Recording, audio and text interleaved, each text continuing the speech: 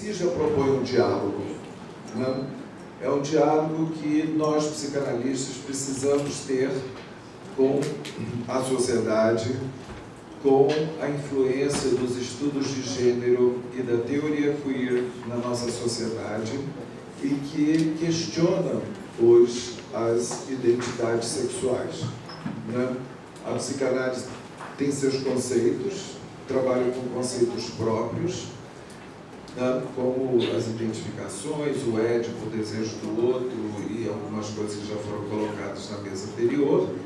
E o tema, né, o conceito que foi trazido, né, que está sendo já trabalhado desde que nós lançamos o tema há 2 anos no Brasil inteiro, mas também na Argentina, nos Estados Unidos, na Colômbia, na Venezuela, Porto Rico, Costa Rica, né? Ou seja, em todos os lugares onde nossa escola está presente, dentro da nossa comunidade de escola interamericana, nós estamos trabalhando a partir desse termo novo que Lacan propõe, chamado sexuação, que é diferente de sexo, é diferente de sexualidade, e que se refere a uma proposta inovadora da sua parte, né, de recolocar a questão da diferença sexual e da partilha dos sexos a partir da posição sexuada, das posições subjetivas em relação ao gozo e em relação ao falo,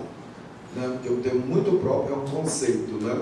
E que esse conceito que nos está fazendo trabalhar, né? E a Patrícia Gherovici também, nos Estados Unidos, e Latesse, que vai ser a outra convidada, para um Lacan que tem uma clínica, as duas, né? E um trabalho muito específico sobre esse conceito que é extremamente norteador para nós podermos, inclusive, dialogar com a sociedade sobre essas questões que são muito novas para todos, né?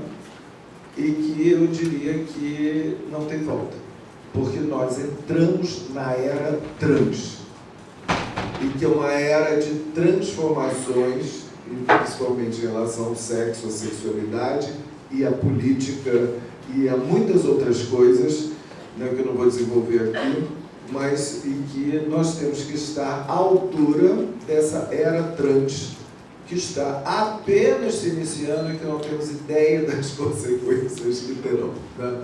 E a nossa clínica tem que estar à altura disso, como até já foi colocado, do trabalho da Glória Justa e principalmente da Consuelo, mostrando que, ao mesmo tempo, o que hoje está pipocando e se manifestando em todos os lugares da sociedade, Freud já tinha percebido a partir de 1905, né? E Lacan e a nossa clínica já traz isso a partir do próprio questionamento do inconsciente sobre anatomia e sobre outras questões de identidade, que é agora desvelado e aparece na sociedade.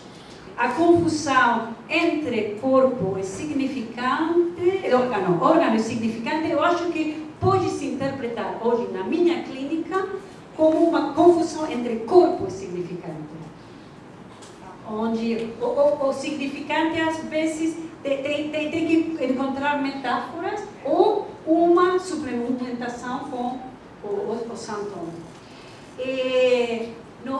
Na vinheta clínica de conformada, eu escutava da mesma maneira que em preconceito, não podemos ter preconceito na sexualidade, porque não tem no inconsciente conceito de sexualidade, não tem um saber na sexualidade.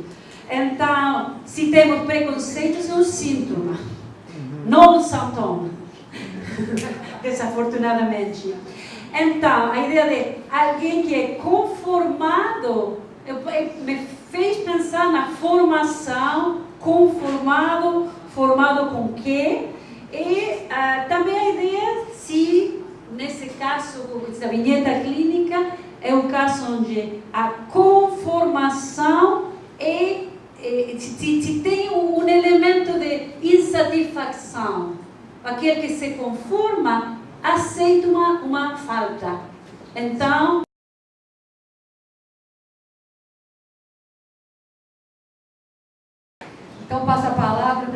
Abramovich. Bom dia a todos e a todas.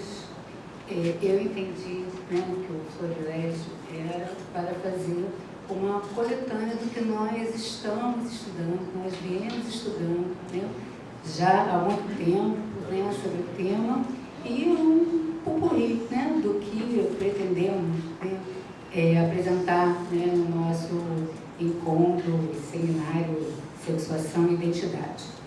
Então, para tanto, o título, né, desse meu breve trabalho é Psicose e Sexuação, né, nessa tentativa, né, de encarar, né, e entender, né, todas as dificuldades que envolvem esse tema. Bom, o nosso ponto de partida é a nossa rede, né, de pesquisa em psiquiatria e psicanálise, que há mais de uma década nós estamos estudando sujeitos psicóticos e na sua relação, interlocução com as obras de arte. Nós temos aqui o coordenador geral do REP, a coordenadora que dirige comigo essa tarefa, que é a Vera, e um grupo, né, de animados colegas e também pesquisadores e contribuintes desse tema, que eu não vou citar nomes porque eu vou esquecer de alguém. Mas esse grupo vem tendo muitos desdobramentos, participações em encontros nacionais e internacionais, muitas publicações. E só para citar, né, um pouco do que a gente trabalha, diante, né, da falha estrutural, né, que é, né, a foraclusão do significante nome do pai e outro, e sua consequência, que é a não inscrição na função fálica, alguns sujeitos encontram na arte uma solução, né, para essa falha. Ao menos esses artistas puderam temperar o gozo e estabilizar, por algum tempo que seja, o seu quadro clínico. Os sujeitos estudados foram os escritores James Joyce, Fernando Pessoa, Florbela Espanca, Maura Cansado, o dramaturgo Arthur, os artistas plásticos Salvador Dalí e Van Gogh, e do nosso meio, Arthur Bispo do Rosário, Fernando Diniz, Estamira, e alguns artistas do Ateliê Gaia, que nós tivemos o prazer de receber, a professora Lino, acho que ainda não se encontra aqui. Esses artistas encontraram saídas criacionistas para estabelecerem laços sociais, mostrando o quanto a arte, assim como o delírio, são saídas possíveis para lidar com a foraclusão.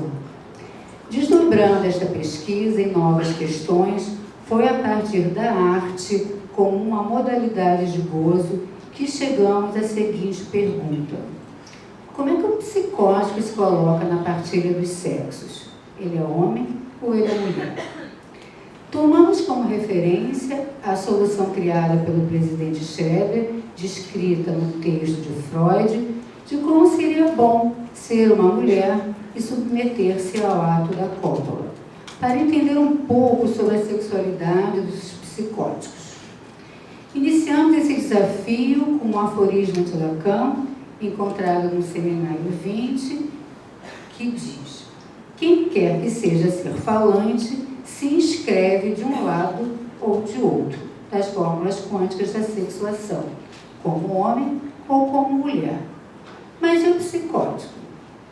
Lacan, em seguida, na conferência intitulada O Ator Dito, né, que é dessas palavras, né, que a gente tem que ir no dicionário, porque significa tanto confusão da mente e dos sentidos, mas também maravilhar-se, encantar-se, que é o que eu senti após algum entendimento, né, sobre o caminho proposto por Lacan, que ao aprofundar a questão iniciada por Freud, né, no caso de Schreber, onde a homossexualidade aparece como causa da paranoia, para falar de uma função que nos escapa.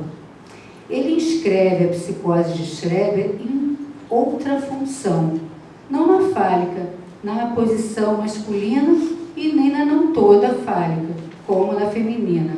Ele fala nesse texto de uma função hiperbólica, exagerada, a qual chamou do efeito empuxa a mulher. Desse efeito, sentiam como de forçamento para o campo de um outro, a ser pensado como mais estranho a qualquer sentido. O psicótico, então, ele é empurrado para o lado feminino. Nosso trabalho para o simpósio é entender o que é o empuxo à mulher.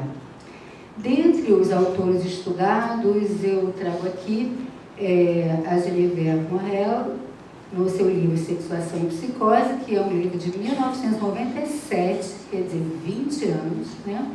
E o de Colette Soler, Em Missões da Psicose, que é de 2016, do ano passado.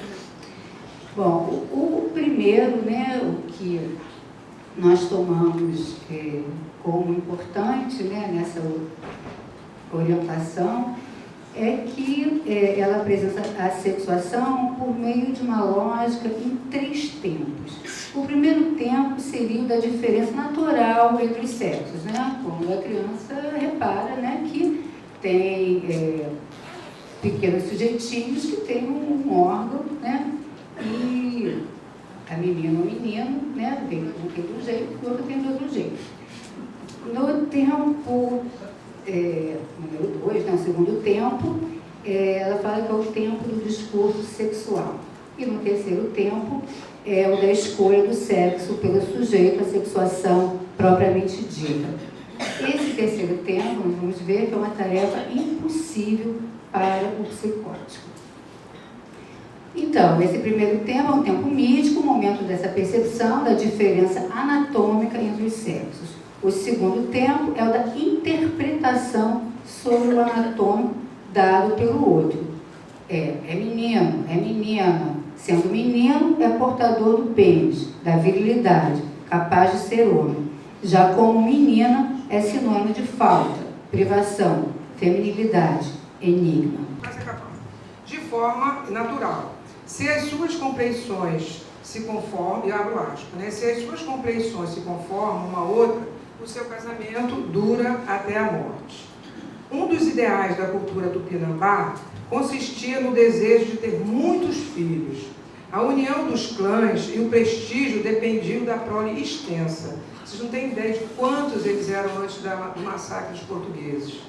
Um grande número de filhos, com várias mulheres diferentes, possibilitariam a formação de um unido grupo de guerreiros, composto, em sua maioria, pelos filhos e genros atraídos pelas filhas.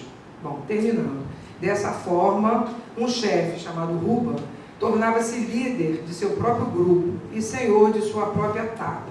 Assim como o Sumirim, um dos últimos líderes tupinambás, que marcou com seu nome a batalha onde Estácio de Sá perdeu a vida durante a conquista do Rio de Janeiro. Obrigada.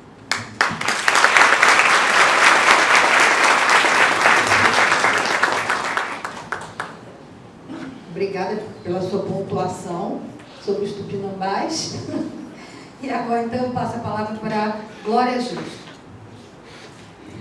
Bom dia a todos.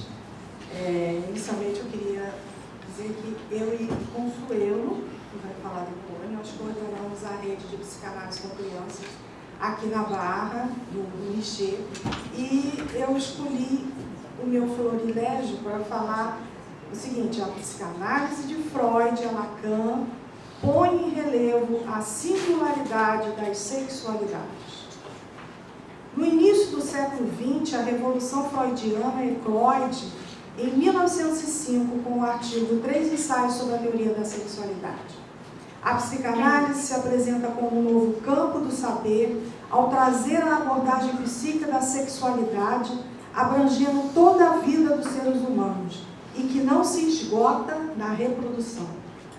O primeiro ensaio é sobre as aberrações sexuais, o segundo sobre a sexualidade infantil e o terceiro, as transformações da puberdade. Enfocando o aspecto inovador do segundo ensaio, destaque-se a partir das recordações dos sonhos de suas pacientes adultas histéricas, se encontra o infantil, o conteúdo recalcado das experiências infantis. Freud desloca do registro da infância para o infantil e formula a sexualidade infantil, dando à criança o estatuto de sujeito desejante que sabe sobre a sexualidade que atravessa seu corpo. Torna-se claro que as pulsões sexuais já estão presentes na mais tenra idade e é um erro com consequências graves para a criança acreditar que a pulsão sexual está ausente e que seu surgimento estaria relacionado com o amadurecimento dos órgãos sexuais. Foi um escândalo em 1905. Por volta do 3º ou 4º ano de idade, a vida sexual das crianças adquire importância especial, torna-se mais acessível à observação, a ponto de revelar um ser de gozo na busca de satisfação nas experiências sexuais autoeróticas que poderão ser abandonadas mais tarde. Freud descreve a criança do lado do seu modo de gozo, destacando a ideia que a sexualidade infantil normal é perverso polimorfa, uma vez que a pulsão é ativa e desvia para outros fins, não o objeto e o fim sexual. Ao supervisionar Max Graf, que é o pai do Hans, Freud descarta a ideia de que a criança é inocente, para teorizar e comprovar clinicamente que ela possui um saber e é capaz de produzir teorias sexuais sofisticadas para tentar dar conta da não inscrição da diferença sexual no inconsciente. Cito agora o seminário 11, os 4 conceitos fundamentais da psicanálise, onde Lacan vai dizer o seguinte: desde os 3 ensaios, Freud pôde colocar a sexualidade como essencialmente polimorfa, aberrante. O encanto de uma pretensa inocência infantil foi rompido. Essa sexualidade, por se impor tão cedo, eu quase diria cedo demais, nos fez passar depressa demais pelo exame do que ela representa em sua essência. É a saber que, em relação à instância da sexualidade, todos os sujeitos estão em igualdade, desde a criança até o adulto, que eles só têm a ver com aquilo que, da sexualidade, passa para as redes da constituição subjetiva, para as redes do significante. Que a sexualidade só se realiza pela operação das pulsões, no que elas são pulsões parciais em relação à finalidade biológica da sexualidade. A curiosidade infantil é despertada pela pulsão sexual e pela ameaça de castração, representada pela perda do amor dos pais, quando, por exemplo, do nascimento de um irmão. Só mais tarde a criança, movida pela sua percepção, acordará para a falta de pênis da mãe e aí será confrontada com a sua própria castração. Criará teorias sexuais infantis que venham responder às questões que ela se faz. Todas as crianças são voyeur, afirma Freud. Estabelece uma ligação entre a curiosidade sexual infantil e o desejo de ver a mãe nua. É a pulsão escópica transformada ou sublimada em pulsão de pesquisa. Portanto, o desejo de saber apoia-se na pulsão escópica, que tem como base a pulsão sexual. Freud articula a sexualidade infantil à vida pulsional, ao gozo sexual e nos ensina que no inconsciente não há inscrição da diferença sexual. Mas estarão as ideias revolucionárias de Freud, do início do século XX, sobre a sexualidade, ultrapassadas? Nosso simpósio é uma ocasião de tentarmos responder, hoje, junto com colegas do Brasil e das Américas, ao desafio que a psicanálise propõe. Obrigada.